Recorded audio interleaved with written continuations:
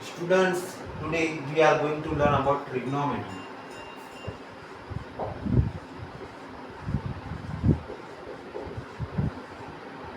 Trigonometry क्या है ये हम आज देखने जा रहे हैं। तो ट्रिग्नोमेट्री में सबसे पहले ट्राई का मीनिंग होता है थ्री, गोनो दूसरा वर्ड है, ग्रीक वर्ड होते हैं ये सब। गोनो का मीन्स होता है साइड्स, और मेट्री यानी मेट्रॉन होता है इसका पूरा नाम। मेट्रॉन का मीनिंग होता है major.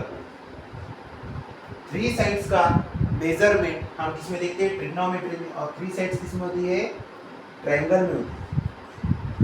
Trigonometry is the branch of mathematics that deals with the study of triangle sides.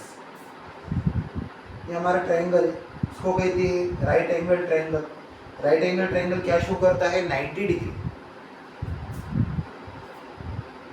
अभी इसमें दो चीजें आती है, एक है रेशियो, एक है ट्रिग्नोमेट्रिक फंक्शन, और एक होते हैं एंगल्स।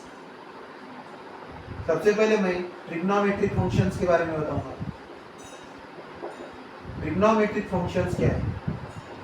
ट्रिग्नोमेट्रिक फंक्शन में सबसे मेन है साइन कॉस। ये साइन कॉस से हम बाकी के ट्रिग्नोमेट्रिक फंक्शन बना सकते हैं। इसके आगे मैं लिखूंगा, इसको लिखा जाता है साइन थीटा। थीटा यानी एंगल होता है, साइन थीटा कॉस थीटा। अब साइन थीटा और कॉस थीटा से हम क्या बना सकते हैं? Sine upon cos. Sine theta upon cos theta क्या बनेगा? Tan theta. यानी इन दोनों से ट्रिग्नोमेट्रिक फंक्शन से हमने तीसरा ट्रिग्नोमेट्रिक फंक्शन बनाया, क्या? Tan theta.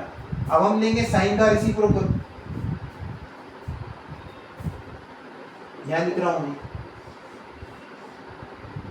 साइन का रेसिप्रोकल होता है 1 अपॉन कोसेक। वैसे ही कॉस का रेसिप्रोकल होता है 1 अपॉन सेक। टैन का रेसिप्रोकल होता है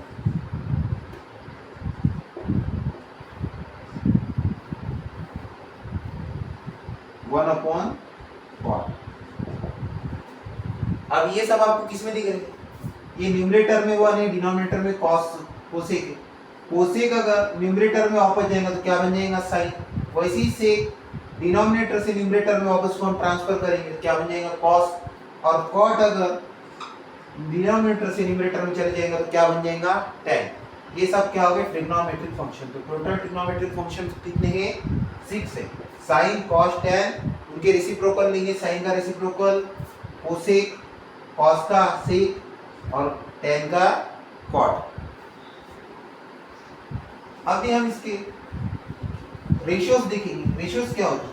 ट्रिग्नोमेट्री में तीन चीजें आपकी सबसे मेन है। एक है ट्रिग्नोमेट्रिक फंक्शन। ट्रिग्नोमेट्रिक फंक्शंस आपको समझ में आ गए। दूसरा है रेशियो। अब रेशियो कहां से आएगा? रेशियो आएगा एंगल्स।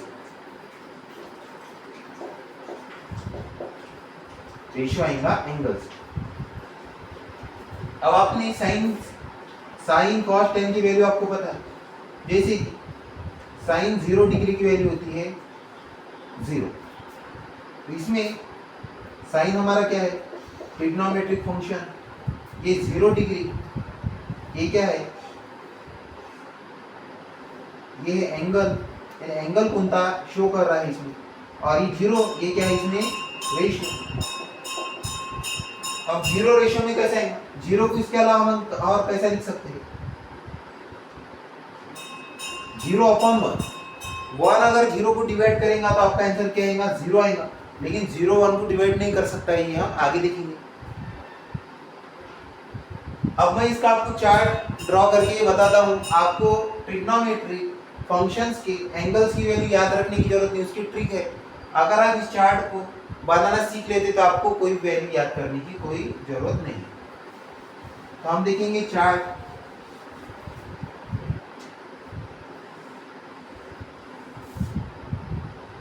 मेन फंक्शंस कौन थे आपको ध्यान रखना है।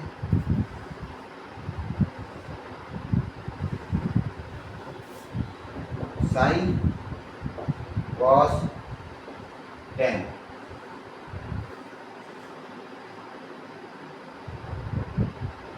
ट्रिग्नोमेट्रिक फंक्शंस ये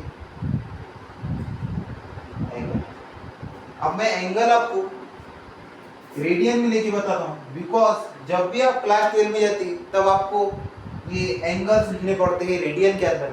अब आपको डिग्री तो सभी को पता है, 0 डिग्री, 30 डिग्री, 20 डिग्री। 20 डिग्री जो है ये इसका एंगल हम फाइंड नहीं कर सकते हैं, इसके लिए आपको साइंटिफिक कैलकुलेटर लगता है फाइंड करने के। या आप फाइंड भी करेंगे तो आप कुछ फॉर्मूलाज का यूज करके भी आप उसको निकाल सकते हैं, लेकिन उसको most of the scientific calculator से निकाला जाता है। आपकी जो है 5 सेकंड में ही वैल्यू आ जाती है sin 20 की, अगर आप साइंटिफिक कैलकुलेटर से निकालते हैं। तो ऐसी वैल्यू जो है जैसे कि sin 10, sin 20, तो ये आपको साइंटिफिक कैलकुलेटर का इसमें यूज करना होता है।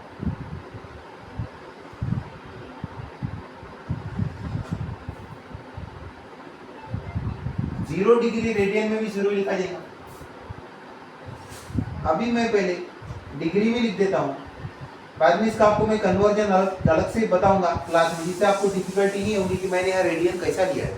तो रेडियन और डिग्री का कन्वर्जन मैं अगले क्लास में बताऊंगा। 0, 30 डिग्री,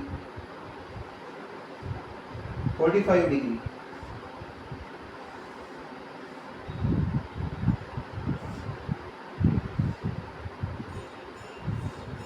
60 डिग्री, 90 डिग्री।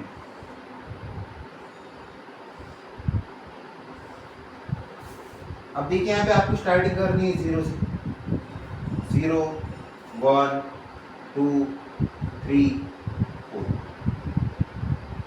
ये नंबर्स आपको असेंडिंग ऑर्डर में लिख देंगे। ये आता है 0, 1, 2, 3, 4। अब लास्ट का डिजिट था 4, तो सबके डिनोमिनेटर में लगा देना आपको 4, इसमें भी 4, इसमें भी 4, इसमें भी 4, इसमें भी। अब आपको इसको अंडर रूट में ले लेना है, हम ले लेंगे अंडर रूट में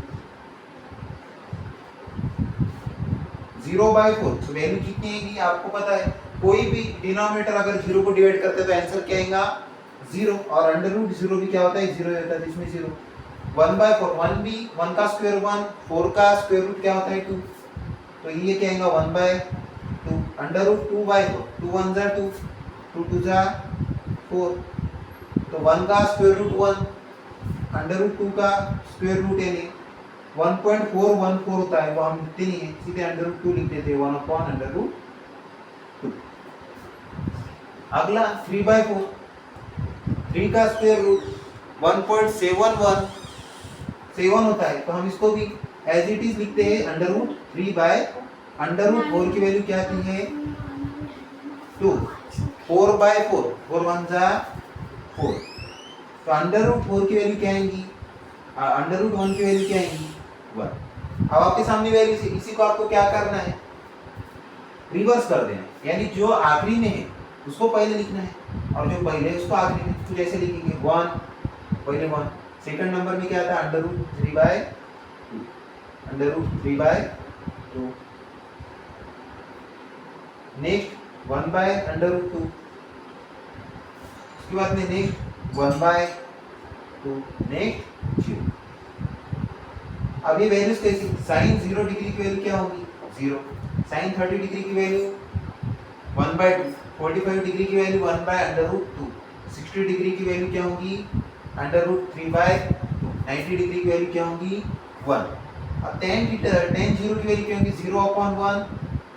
आपको पता है 0/1 क्या होगा 0 होगा, क्योंकि 0 को कोई भी डिजिट अगर डिवाइड करता है 0 के अलावा 0 छोड़। अब ऐसा मन में आपको क्वेश्चन है 0/0 आता क्या होगा, इसका आता है इंफिनिटी, क्योंकि आप 0 का मल्टीप्लाई, कोई टेबल है क्या 0 का, है टेबल 0 1 जा 0, 0 2 जा 0, आप 0 का कितने भी इससे मल्टीप्लाई करेंगे 0 into 1 लाख भी करेंगे तो आगे निकलेंगे उसका आंसर 0 ही आने वाला है, क्योंकि 0 का मल्टीप्लाई जिससे भी होता है उसका आंसर क्या आता है 0 आता है। तो ये डिवाइड नहीं हो पाएगा, डिवाइड नहीं होगा तो वैल्यू बहुत बड़ी जाएगी, वैल्यू बड़ी होने के कारण आपका आंसर आएगा नहीं, तो उसको क्या कहते हैं इंफिनिटी। दो मीनिंग है इसको, दो चीज आप लिख सकते हैं, एक इंफिनिटी और एक नॉट, दोनों का मीनिंग एक ही होता है।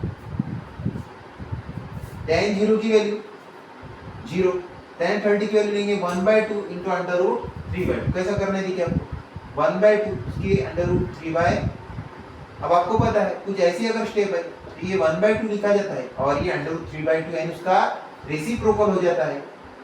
इसका रेसिप्रोकल आएगा 2 अपॉन अंडर रूट। अब देखिए 2 1 जा 2 से 2 कैंसिल तो कहेंगे 1 अपॉन अंडर रूट। ये बेसिक मैथ्स है, ये अपने प्रीवियस स्टैंडर्ड में पढ़ा हुआ है। ये आएगा 1 by under root. Next 1 by under root 2 into under root divide by 1, ये आपको पता है स्टेप, ये पूरी सेम स्टेप है। इसका क्या आएगा 1 आएगा।